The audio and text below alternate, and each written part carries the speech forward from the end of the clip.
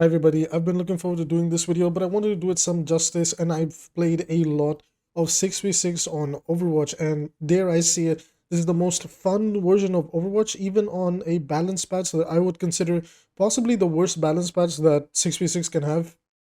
And even then, there's so much fun to be had. There's so many new tank, like, strategies that you can be running around with. There's so many, like, ways to play the game of DPS and what they can do again. Honestly, I was in a bit of a culture shock when I felt like I could contest DPS not only as damage again, but also as support. Like, I feel like that's something we don't talk about enough, is like with Giga Tanks just doesn't feel good for anybody. And with Giga Tanks now gone, support, like tanks, excuse me, having to work together to be able to control some space rather than just by themselves is a big reality check. Like, whenever I'm playing these modes, you can tell who's a 5v5 tank player and who's a tank player who's played 6v6, that kind of understands the intricacies and strategies that goes in to playing tank. So, we want to talk about the overall game. I've played, the way I was playing 6v6 was I did one game on tank, one damage, one support, one damage, one tank, and I just kept rotating this way so I could have an equal experience on all of the roles. So I didn't get, too narrow-minded on one role in particular and have a great opinion on, just a little bit of everything that's going on. So with that being said, I'm going to be talking about it from, each of the roles' perspectives, what I liked, what I disliked, and, where we could use a little bit of help, because I do think while this game mode is really fun and while this is really nice, and honestly, just remove 5v5 and put this in, I think 5v5 is just unsalvageable, even though I've been very open-minded towards it. I think this version of 6v6 is so much more salvageable than where we are now.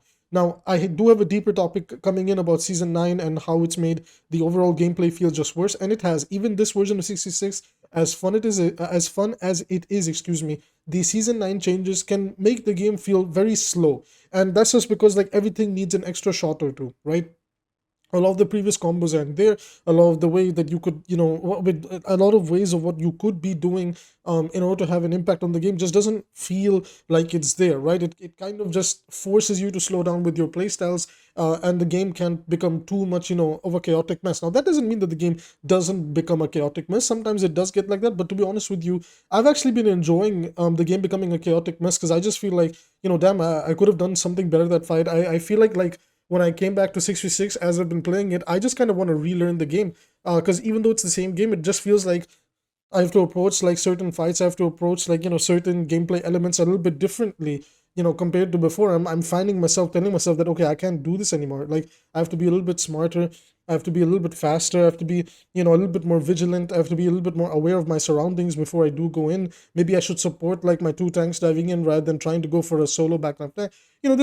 There's a lot of things. So let's get into it. So I want to go through it role by role. Excuse me.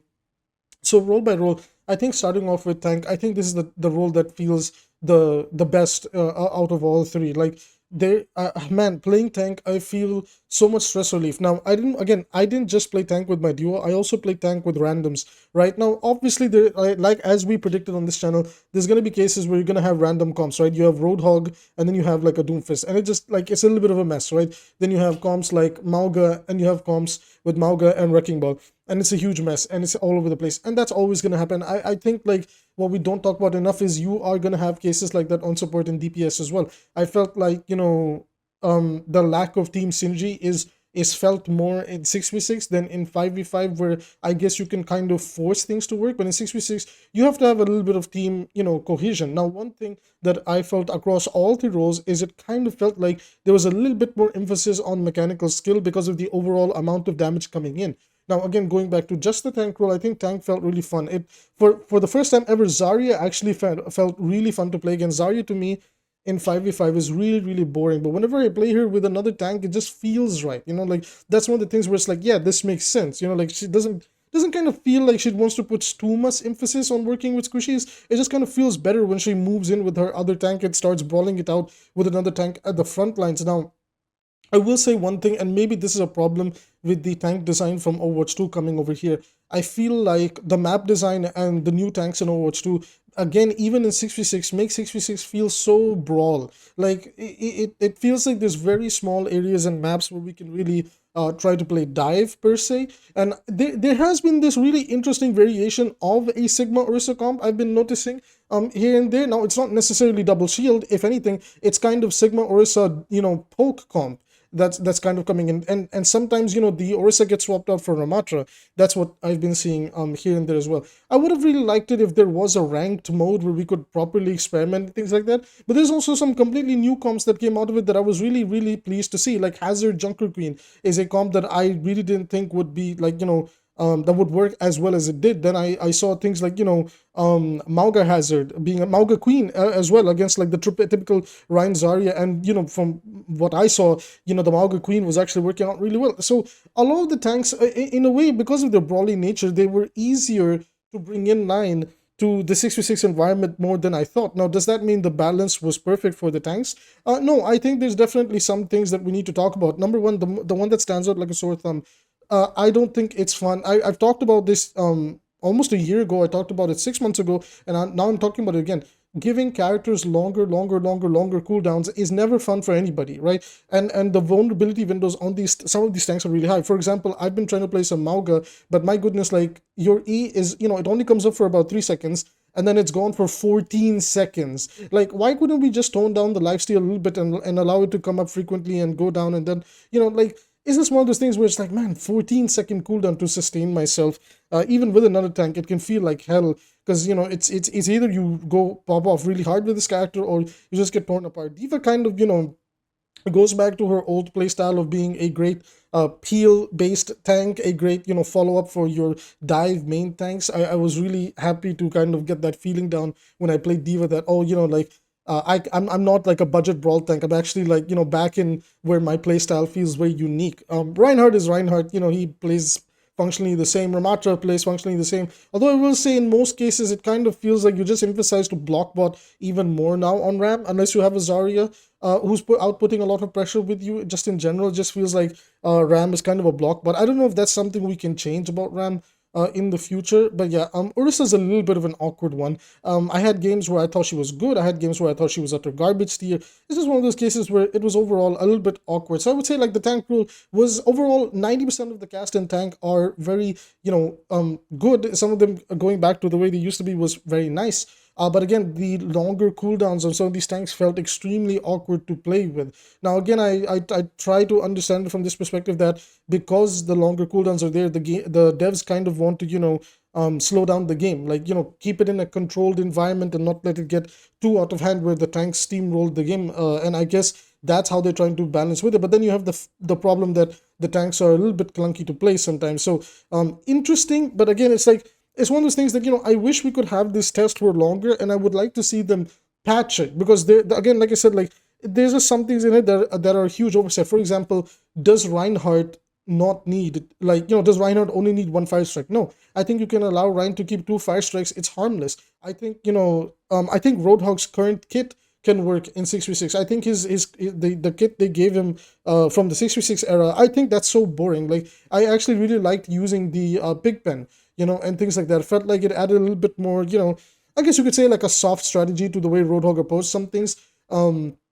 So I think that would be, nice to kind of keep around. Same thing with Reinhardt's steering as well. Like, do we need to get rid of the steering? Like, seriously, like, when is there ever a case where somebody says, oh my god, the Reinhardt steering really caught me here? There's just like some awkward changes that make no sense, but then they keep like the Winston alternate fire, which is like, okay, if we can keep that and it's practically harmless, I'm sure Reinhardt keeping his steering is not going to be a bad thing either. Now, I will say the biggest standout to me that I don't know if enough people are talking about it, Doomfist is hilariously OP as a tank, right? And I sadly think there's no balancing Doomfist in 6v6. I think 5v5 you can find ways to balance him, but unless you make Doom like extremely clunky in 6v6, he's gonna be a nightmare of a tank to balance out. He fits really well with a lot of the tanks in the game, which I was really surprised in testing. And the problem is like, man, they've nerfed the most interesting playstyles for Doomfist, but what they've done is reduce him to a punch bot. And now as a punch bot, he is incredibly strong. And one of the biggest changes to help feel that is the, the lower HP pools on the other tanks, which allows you to just control their positioning, control where they're going here and there. Like, Doom can feel like a massive monster in the right hand. So, those are some of my observations and takeaways so far from the tank rule.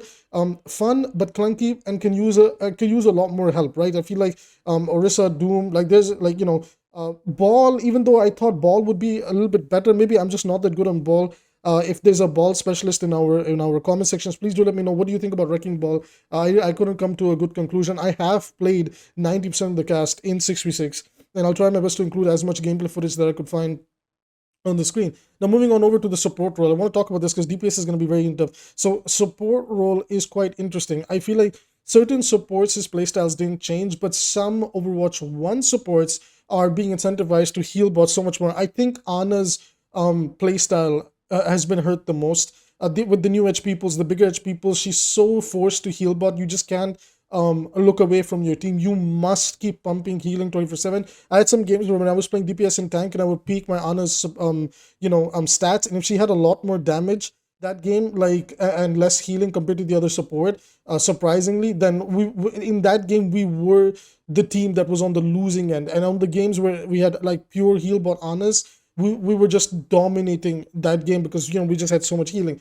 Baptiste is one of those characters that transitioned really perfectly into the 6v6. I think that was, everybody could have seen that coming. He was primarily designed with that in mind. Brigitte. She's fine, pretty much plays the exact same. 𝐒𝐈𝐈 was a pleasant surprise.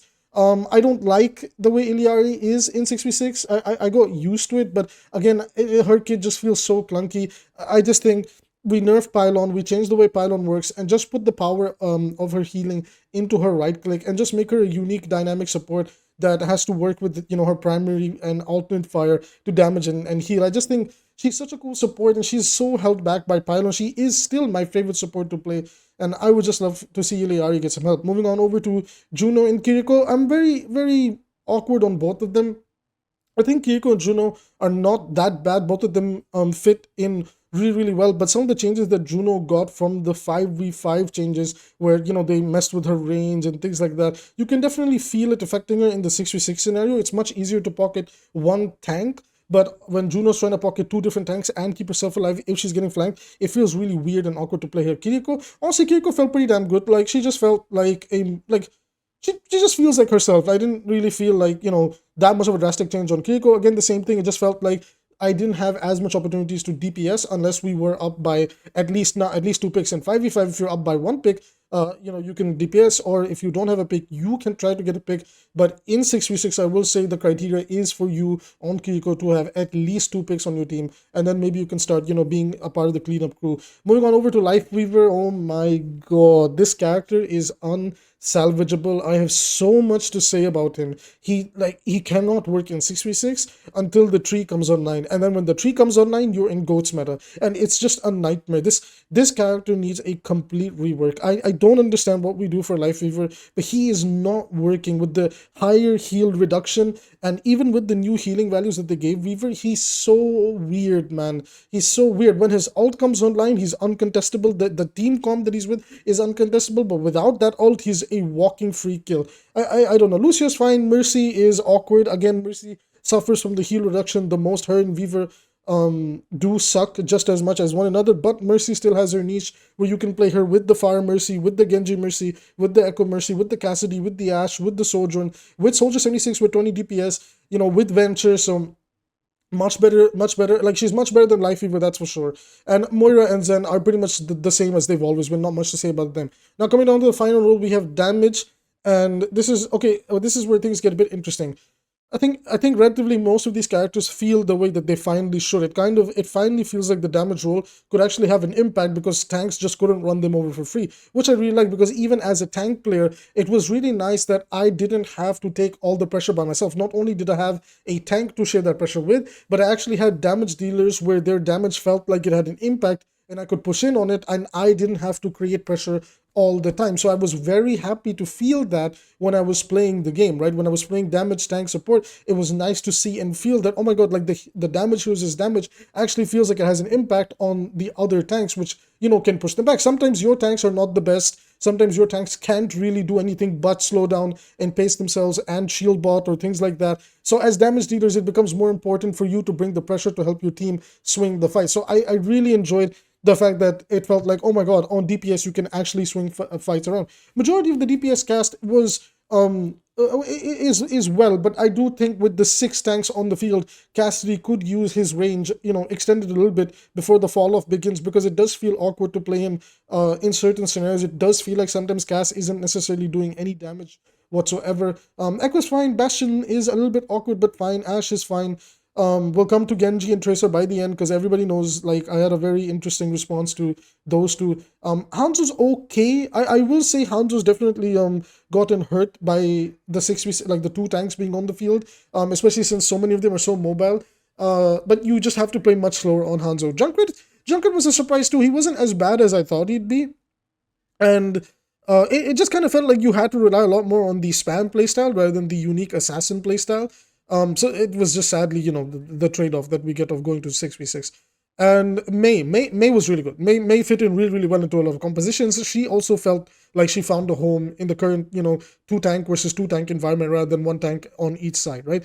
Pharah felt pretty fine, Reaper's fine, Sojourn was fine, Soldier 76 feels so much better with the 20 damage. I think you could even push the 20 damage to live and he'll be fine. Sombra is extremely underrated. Holy crap, a monster of a DPS because of her lethality, because there's two tanks creating distraction and so much more going on the screen. It allows you to actually work much better. So I know maybe it's a hot take, but Sombra feels so good in 6v6. I don't know, like maybe it is the fact that there's less like going on in 5v5, but with 12 on each side, man, I felt like I could do so much more on Sombra in 6v6 than I could right now in 5v5. Going over to Sim and Torb, they have their niches, they're excelling at their niches, and that's all I'll say for that. Venture, great generalist character, you can play them pretty much anywhere. Widowmaker is Widowmaker, she's OP, she takes over the maps that she takes over, it is what it is. Please nerf Widow. I don't know why she's at 200 plus HP, get rid of that garbage. Finally coming down to the two characters that I desperately wanted to talk about, and then we're going to end this video. Tracer and Genji, both these characters were nerfed because of 5v5 and with the concept that the backlines are more exposed, there's less CC in the game, blah blah blah blah blah blah blah. Okay, the list goes on. The point is when we have come back to 6v6, neither of these characters has gotten their breakpoint compensations. Now there are some people that say that well, this and this and this and that and that and that, because we can't do this because the it's because the DPS passive and all this. My especially towards the argument where people say, well, the DPS passive is a thing. Okay, but then why did they compensate a lot of other characters for breakpoints and not just in 6v6? They did this for 5v5 as well. I just don't understand the logic here. We pick and choose who gets to have new breakpoints or their old breakpoints back, and then we pick and choose that, okay, now that that criteria is gone, we're just not going to buff these characters. In my personal opinion, Tracer needs to have her 6 DPS breakpoints back on her pistols, and Genji needs to have at least 28 DPS shurikens back. I think Blade is okay, even though I would like Blade to go back to 120. I'm okay if they want to keep it at 110 with the faster swings. I'm completely open-minded to that, but Genji's neutral feels really weak. It, in a lot of cases, because of the pressure from the two tanks, a stronger backline just in general, it just kind of feels like I'm forcing myself to play a lot more, what is that? I'm like the Dragon Blade bot playstyle, like I'm just a Blade bot again, right? That's what it feels like, but it feels clunky because Ultimate is charging so much slower. So again, I really wish we could see more patches to the 6v6, because by far the number two, the first two characters that need to be addressed are from the damage roll, and these two are by far the high skill ceiling characters in the game. Genji and Tracer, help them, give Tracer the 6 per pallet and give Genji 28 DPS. Those were always, if I'm not mistaken, their original values even in Overwatch 1, way before all this wacky shit happened. So with that being said, everybody, that's my opinion on the 6v6 experimental so far. I'm having a lot of fun with it. It's flawed, but it can easily be improved upon. But I will say one thing as we end the video, it is way better than 5v5. I'm sorry. It's way better than 5v5. Have a quick look at this screenshot over here. There's people that joined Overwatch in the 5v5 era, and they're playing tank in the 6v6 era now, and they're saying that, wait, I finally see the light, I finally understand why people like 6v6, and it's not rose-tinted glasses, it's none of that garbage. 6v6 has always been marginally the better format for a variety of reasons. If there's one thing that Jeff Kaplan was never wrong about with his team and his perspective, was the format, and that is 6v6. We can go back to 6v6, and then we can worry about things from there. With that being said, that's it for this video. If you want to support me, all you have to do is like and subscribe. Check out the Marvel Rivals channel, I'll link below. With that being said, see you in the next one.